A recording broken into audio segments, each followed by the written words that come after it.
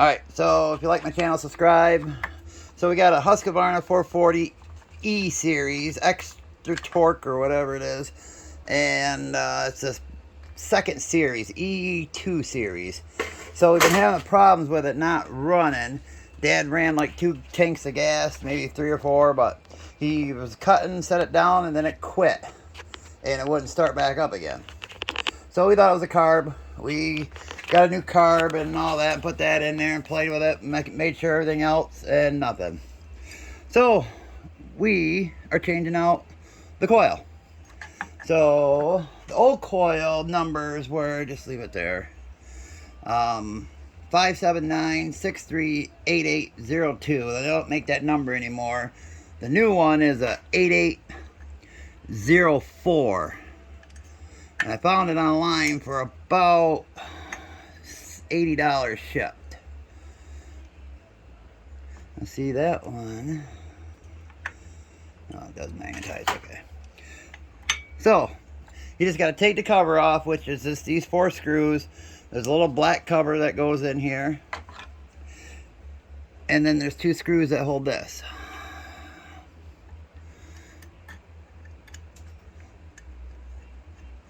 Always make sure your screws are started before you put any kind of power tool or anything on them. But now, stay there. In order to set the thickness or the right, since I don't have a feeler gauge, all I use is like a, you got to make sure the flywheel is clean as it goes around, so where them are, they're not scraping or anything. Or, I mean, all the debris out of there.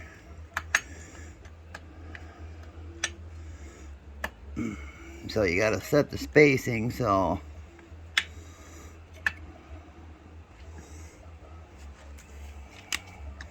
business card. I'm using a gasket. So you see the gasket slides in and out. Then before you even pull on it, just run it around and see how the gap is.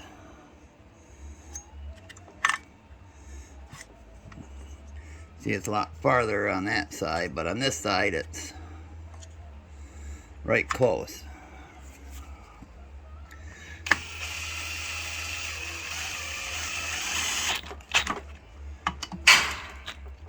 Alright, so that's all there is to changing that. You just unplug the blue wire, and see, I didn't put the ground on. So, it's always a story of my life. I forget that ground.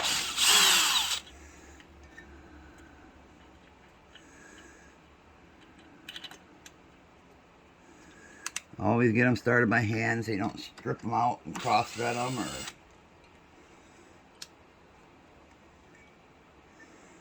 they gotta go up on the top of that black cover.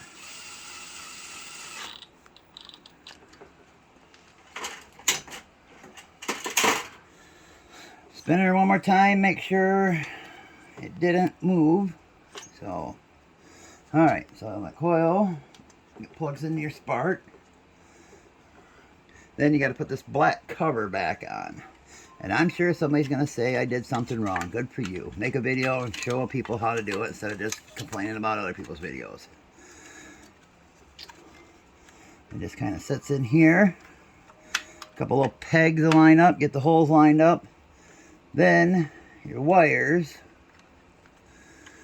got to sit in these little grooves to help keep them in line, so the covers aren't pinching them later on and everything else. And some people, like we did, we put it in the wrong hole to begin with because we took this all apart. We put it back in where the low and the high side are for the adjustments. And if you got to adjust your saw, it's really simple. It comes, you got to have that little tool, and it's really a matter of just turning it. Like this one, when I put the carb on, it wouldn't idle. So we turned it on the low side one way, and as soon as I let off the gas, it died. So you turn it back the other way. Don't go too tight with these, you'll strip out the holes like what happened on that side over there.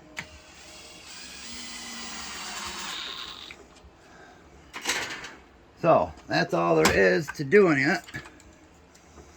Your bit come out in the screw hole? Huh? Oh, the bit, yeah.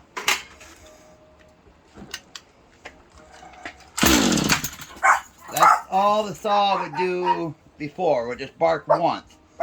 And it wouldn't run. No matter how many times or how we did it. Sprayed ether, did everything. Yeah, I know you're not supposed to use ether, but we're desperate. But so what the guy says is coils will go bad in the inside. Sometimes they'll run, sometimes they won't. It'll bark, start, but when you go to give it fuel or anything, and it dies or it just runs like crap. So quit. I won't start because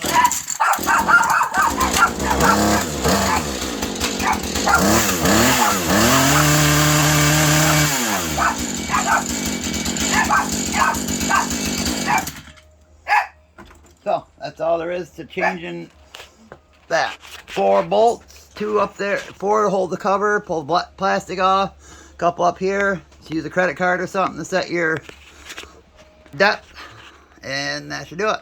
Thanks guys. Subscribe if you like it.